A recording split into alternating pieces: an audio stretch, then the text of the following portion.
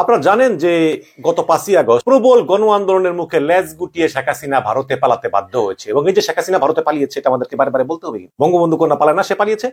এবং সে পালিয়েছে ভারতে, যে ভারতকে সে গত 15 বছর ধরে যা দিয়েছে তা ভারত সারা জীবন মনে রাখবে এবং মনে রেখেছে। কিন্তু কারণ এই বিপদের সময় ভারত তাকে আশ্রয় দিয়েছে, তাকে বহনকারী কার্গো প্লেনটি ভারত তাদের উত্তরপ্রদেশের হিন্ডন এয়ারবেজে শেখ হাসিনাকে আশ্রয় দিয়েছে। কিন্তু ঠিক এখন কোথায় আছে তা জানা যায়নি। এবং আমরা যদি বিশ্লেষণ করে দেখি তাহলে আমরা দেখব যে ভারতের এই রাজনৈতিক আশ্রয় দেওয়ার রেকর্ড যেমন ভালো তেমন খারাপ। ভারত কিন্তু অনেককেই রাজনৈতিক আশ্রয় দেননি, বিশেষ করে শ্রীলঙ্কার মাহিন্দা রাজাপাকসে এবং গোটাবায়া রাজাপাকসে, এই দুই ভাই এই যেই ঠিক একই পরিস্থিতিতে গণঅভ্যুত্থানের মুখে আশ্রয় চেয়েছিল, কিন্তু ভারত দেয়নি। আফগানিস্তানের সাবেক প্রেসিডেন্ট আশরাফ ঘানি, সেই আশরাফ ঘানিকেও কিন্তু ভারত আশ্রয় দেয়নি। আবার উল্টো দিকে আমরা দেখলাম যে শেখ হাসিনাকে আশ্রয় দিয়েছে এই তিব্বতের আধ্যাত্মিক ধর্মগুরু দালাই লামাকে আশ্রয় দিয়েছে।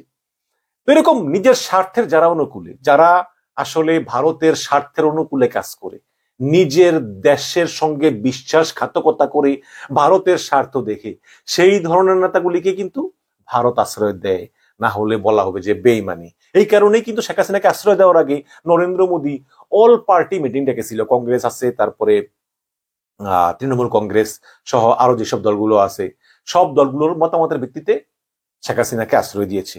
এখন আপনারা প্রতিনিয়ত দেখতে পাচ্ছেন যে বাংলাদেশের বিভিন্ন জায়গায় শেখ হাসিনার নামে একাধিক হত্যা মামলা হচ্ছে। অলরেডি মনে হয় মামলার সংখ্যা 30-35 ছাড়িয়ে গিয়েছে এবং আরো মামলা হবে। শেষ পর্যন্ত হয়তো এই মামলার সংখ্যা গিয়ে 200-300-তে ঠেকবে এবং সবগুলো হত্যা মামলা। তো এখন প্রশ্ন হচ্ছে যে শেখ হাসিনাকে যদি ভারতের কাছে চাওয়া হয় যে আমরা শেখ হাসিনাকে ফেরত চাই, আমরা তার বিচার করব, বাংলাদেশ ভারত বন্ধু রাষ্ট্র, আমরা চাই তোমরা শেখ হাসিনাকে ফেরত দাও, তাহলে ভারতের উত্তর কি হবে? এই বিষয়ে একটি সংবাদ দিয়েছে ভারতের আনন্দবাজার পত্রিকা। এবং অবশ্যই আনন্দবাজার পত্রিকার সঙ্গে ভারতীয় সরকারের বিভিন্ন রথী মহারথীদের নিয়মিত কানেকশন আছে এবং তারা বিশ্লেষণ করে তারা একটি খবর প্রচার করেছে। আমি একটু পড়ে শোনাই। হেডলাইন করেছে, ঢাকা চাইলেই হাসিনাকে ফেরাতে বাধ্য নয় দিল্লি। মানে বাংলাদেশ চাইলেই হাসিনাকে ফেরত দিতে বাধ্য নয় ভারত। গণঅভ্যুত্থানে শেখ হাসিনা সরকার ক্ষমতাচ্যুত হওয়ার পরে মোহাম্মদ ইউনূসের নেতৃত্বে একটি অন্তর্বর্তীকালীন সরকার প্রতিষ্ঠিত হয়েছে বাংলাদেশে। এই সরকারে কোনো রাজনৈতিক দলের প্রতিনিধি নেই, কিন্তু বিএনপি এবং জামাত ইসলামের মতো এতদিন সরকার বিরোধী অবস্থানে থাকা রাজনৈতিক দলগুলি বাংলাদেশের ইউনূস সরকারকে সমর্থন করেছে। দেশ থেকে প্রাক্তন প্রধানমন্ত্রী শেখ হাসিনা এখন ভারতে। তাই প্রশ্ন উঠছে যে বাংলাদেশ সরকার যদি শেখ হাসিনাকে ফেরত দেওয়ার আর্জি ভারতের কাছে জানায়, তাহলে ভারত কি শেখ হাসিনাকে ঢাকার হাতে তুলে দিতে বাধ্য? বাংলাদেশ সরকারের তরফে এখনো প্রাক্তন প্রধানমন্ত্রীকে মানে হাসিনাকে প্রত্যাপনের কথা ভারতকে বলা হয়নি। কিন্তু আগের সরকারের সব কর্তা ব্যক্তির কূটনৈতিক পাসপোর্ট মানে লাল পাসপোর্ট বাতিল করায় হাসিনাও সেই কূটনৈতিক রক্ষা কবচ হারাচ্ছেন। মানে হচ্ছে যে হাসিনা তো প্রধানমন্ত্রী পদ থেকে পদত্যাগ করছে, পদত্যাগ করার পরে হাসিনা তার যে কূটনৈতিক লাল পাসপোর্ট, সেই লাল পাসপোর্ট দিয়েই কিন্তু সে ভারতে গেছে। এবং যতদিন পর্যন্ত তার এই লাল পাসপোর্ট ভ্যালিড, তিনি কিন্তু একটা কূটনৈতিক মর্যাদা পাবেন। এবং এগুলো সাধারণত পায়, যেমন বিশেষ করে বাংলাদেশের যে যারা সাবেক প্রধানমন্ত্রী, তারা প্রধানমন্ত্রী না থাকলেও কিন্তু লাল পাসপোর্টটা থাকে। যদিও বেগম জিয়ারটা ছিল না, শেখ হাসিনা ক্যান্সেল করে দিয়েছিল। তো এখন এই শেখ হাসিনার এটা এতদিন ছিল, কিন্তু গত পরশুদিন ইউনূস সরকার আগের সরকারের যত কর্তা ব্যক্তি আছে সবার লাল পাসপোর্ট ক্যান্সেল করে দেওয়ার কারণে হাসিনা লাল পাসপোর্টটাও কিন্তু ক্যান্সেল হয়ে গিয়েছে। এবং এতে হাসিনা নতুন করে বিপাকে পড়েছে। সঙ্গে সঙ্গে হাসিনার বিরুদ্ধে একের পর এক মামলা প্রতিদিন চাপানো হচ্ছে। এখানে চাপানো হচ্ছে কথাটা আসলে ভুল। এটা আনন্দবাজার পত্রিকা তো ভারতের, মামলা করা হচ্ছে, যার অধিকাংশই হত্যা এবং গণহত্যার মতো গুরুতর অভিযোগে করা। এই পরিস্থিতিতে শেখ হাসিনাকে প্রত্যার্পণের দাবি জানিয়েছেন বিএনপির মহাসচিব মির্জা ফখরুল ইসলাম আলমগীর। ফখরুল ইসলাম আলমগীর বলেন যে ভারত ও বাংলাদেশের মধ্যে 2013 সালের প্রত্যাপন চুক্তি হওয়ার পরে হাসিনাকে ভারত আমাদের হাতে তুলে দিতে বাধ্য। ফখরুল বলেন যে প্রত্যাপনের পরে খুনের আসামি হিসাবে হাসিনার বিচার করা হবে ঢাকার আদালতে। তবে যেহেতু বাংলাদেশ সরকারের কোনো পদে ফখরুল নেই, তাই হাসিনাকে ফেরত দেওয়ার বিষয়ে তার কথার কোনো জবাব ভারত সরকার দেয়নি। কিন্তু ফখরুলের কথার জবাব ভারত না দিলেও এটা অত্যন্ত স্পষ্ট যে ভারতে যে হাসিনা আছে বা ভারতে যে হাসিনা অবস্থান নিয়ে আছে, এটা কিন্তু বাংলাদেশ এবং ভারতের মধ্যে বিরোধিতা বাড়াবে। এটা ভারতের পররাষ্ট্র মন্ত্রণালয় কিন্তু খুব ভালো করেই বোঝে, এবং গোপন সূত্রের খবর এই কারণে তৃতীয় কোনো দেশে হাসিনাকে নিরাপদে রাখার একটা তোড়জোড় কিন্তু ভারত খুব ভালোভাবেই করতেছে। এখন এখানে উল্লেখ না করলেও তৃতীয় দেশটা আসলে কোন দেশ হবে? দেখুন, ইউরোপের কোনো দেশ হাসিনাকে জায়গা দিবে না, ইউরোপের কোনো দেশ দিবে না, এবং যে যে ইংলিশ স্পিকিং কান্ট্রি গুলা যেমন America, England, Australia, New Zealand, Canada, এরাও দিবে না, এরাও দিবে না, এবং আরব কান্ট্রিগুলো দিবে না। এর কারণ কি? এতদিন আরব কান্ট্রিগুলো সম্মান করতো হাসিনাকে বাংলাদেশের প্রধানমন্ত্রী হিসেবে, কিন্তু আরব কান্ট্রিগুলো ভালোভাবে জানে যে হাসিনা কিন্তু ইসলাম বিদ্বেষী, কাজে আরব কান্ট্রিও দিবে না। এখন আমি দেখলাম যে যদি ভারত খুব চেষ্টা করে তাহলে হয়তো তৃতীয় কোনো দেশে, মঙ্গোলিয়া, উলান বাটোর, আরেকটা আছে না মরিশাস, রাশিয়া, তারপরে বেলারুশ, এই ধরনের কোন একটা দেশে হয়তোবা শেখ হাসিনাকে পাঠিয়ে দিতে পারে। আজারবাইজান, জর্জিয়া, বিভিন্ন রাশিয়ান ফেডারেশনের দেশগুলোতে আছে, ওগুলোতে পাঠিয়ে দিতে পারে, বাট ভারতে তারা রাখবে বলে আমার মনে হয় না বেশি দিন। এবং মির্জা ফখরুল ইসলাম আলমগীর হাসিনাকে ফেরত চাইলেও বিএনপি নেতৃত্বের মধ্যেও এই দাবির বিষয়ে এখনো কোনো সুনির্দিষ্ট সিদ্ধান্ত হয়নি। বিএনপি নেতৃত্বের একাংশ মনে করেন যে হাসিনার প্রত্যাপনের মতো রাজনৈতিক সিদ্ধান্ত অন্তর্বর্তীকালীন সরকারের নেওয়ার কথাই নয়।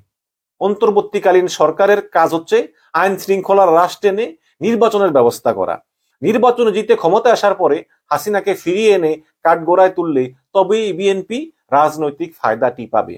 হাসিনাকে ফেরানোর দাবি নির্বাচনী প্রতিশ্রুতি হিসাবেও জনপ্রিয় করা যাবে। তাই মির্জা ফখরুল বেশি আগে ভাগেই এই দাবি তুলেছেন বলে মনে করেন বিএনপি নেতৃত্বের একটা অংশ। এখন প্রশ্ন হচ্ছে, মির্জা ফখরুল যেমনটা বললেন যে ভারতের সঙ্গে 2013 সালের বন্দি বিনিময় চুক্তি অনুযায়ী ভারত হাসিনাকে ফেরত দিতে বাধ্য, কথাটা আসলে কতটুকু সত্য? দেখুন, হাসিনাকে ফেরত দেওয়ার বিষয়ে 2013 এর প্রত্যাপন চুক্তির তেমন কোনো গুরুত্ব রয়েছে বলে মনে করেন না ভারতের পররাষ্ট্র মন্ত্রণালয়। কারণ এই চুক্তি করা হয়েছিল দুই দেশের মধ্যে জঙ্গি, পাচারকারী এবং চোরাচালানিদের প্রত্যাপনের উদ্দেশ্যে। মানে অপরাধী তো, তাই না? হাসিনাও তো খুনি, সেও তো অপরাধী, তাহলে তার এটা এখানে প্রযোজ্য হবে না কেন আমি জানি না। তো এরপর 2016 সালে এই চুক্তিতে বেশ কিছু সংশোধন আনা হয়েছিল। সেখানে বলা হয়েছিল যে বাংলাদেশ বা ভারত কোনো দেশ যদি মনে করে যে রাজনৈতিক কারণে কাউকে প্রত্যার্পণের দাবি জানানো হচ্ছে, তবে তারা সেই দাবি মানতে বাধ্য নয়। এখানে হাসিনার প্রত্যাপনের দাবি ভারত যদি রাজনৈতিক উদ্দেশ্যমূলক মনে করে তাহলে ভারত ফেরত দিবে না এবং ভারতকে বাংলাদেশ কিছু বলতে পারবে না। আবার চুক্তির আরেকটি ধারায় বলা আছে যে যদি ভারতেও মনে করে যে কোনো বন্দীকে প্রত্যাপনের পরে তাকে আজীবন কারাগারে রাখা হবে বা অনেক বছর কারাগারে রাখা হবে বা তার ফাঁসি দেওয়া হবে মনে করা হয়, তাহলে ভারত তাকে পাঠাতে বাধ্য নয়। তো এই ভারতের পররাষ্ট্র মন্ত্রণালয়ের এক কথাই কিন্তু স্পষ্ট, এবং এইসব কথাগুলো আনন্দবাজারকে জানিয়েছে নাম প্রকাশে অনিচ্ছুক ভারতের পররাষ্ট্র মন্ত্রণালয়ের একজন কর্মকর্তা। তিনি বলেছেন যে শেখ হাসিনার সঙ্গে ভারত সরকারের সম্পর্ক ঐতিহাসিক। 1975 সালের 15ই আগস্ট হাসিনার গোটা পরিবার সেনা অভ্যুত্থানে নিহত হওয়ার পরে ইন্দিরা গান্ধী এই দুই বোনকে আশ্রয় দিয়েছিলেন, এবং সময়ের ব্যবধানে ফের শেখ হাসিনা এবং শেখ রেহানা ভারতে আশ্রয় নিয়েছেন। এই পরিস্থিতিতে একটি প্রতিহিংসা পরায়ণ সরকারের হাতে, ইনু সরকার নাকি প্রতিহিংসা পরায়ণ, মানে ভারত আর মানুষ হলো না ভাই।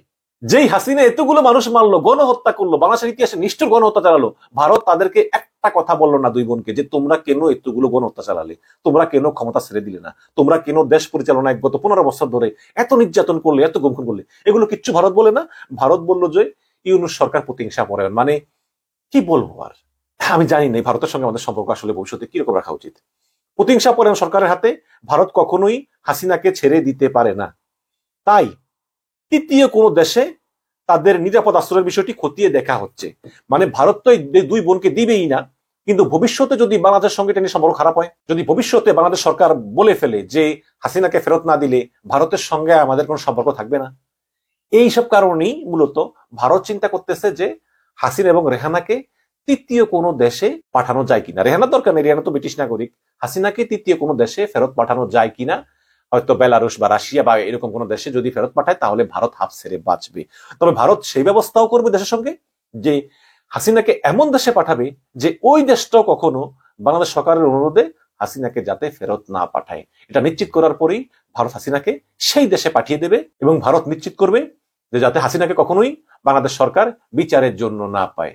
তো এটাই দুঃখ লাগে যে ভারত আসলে একটা দেশ, বন্ধু দেশ বলে দাবি করে, যেই হাসিনা বাংলাদেশে এত গণহত্যা করলো, এত গণহত্যা করলো, এত হাজার হাজার মানুষ পঙ্গু হলো, আয়নাঘর করলো, কি না করেছে। হাসিনার অপরাধের ফিস দিতে গেলে তো এই 2-4 মিনিটের লাইভ শেষ হবে না। সেই হাসিনাকে তারা নির্দোষ মনে করে, এবং যেই বাংলাদেশ সরকার বর্তমানে গণঅভ্যুত্থানের ফলে গঠিত ইউনূস সরকার, বাংলাদেশের অন্যতম একটি বৈধ সরকার এবং আইনের সরকার, সেই সরকারটাকে বলতেছে প্রতিহিংসা পরায়ণ সরকার। কিছু বলার নেই। আমরা চেষ্টা করি যাব হাসিনাকে এনে বিচার করার জন্য, বাকিটা আল্লাহর ইচ্ছা। তবে পারি আর না পারি, বাংলাদেশ সরকারের এবং বাংলাদেশের জনগণের হাসিনাকে দেশে ফিরিয়ে এনে তার বিচার করার চেষ্টা আমাদের জারি রাখতে হবে। ধন্যবাদ।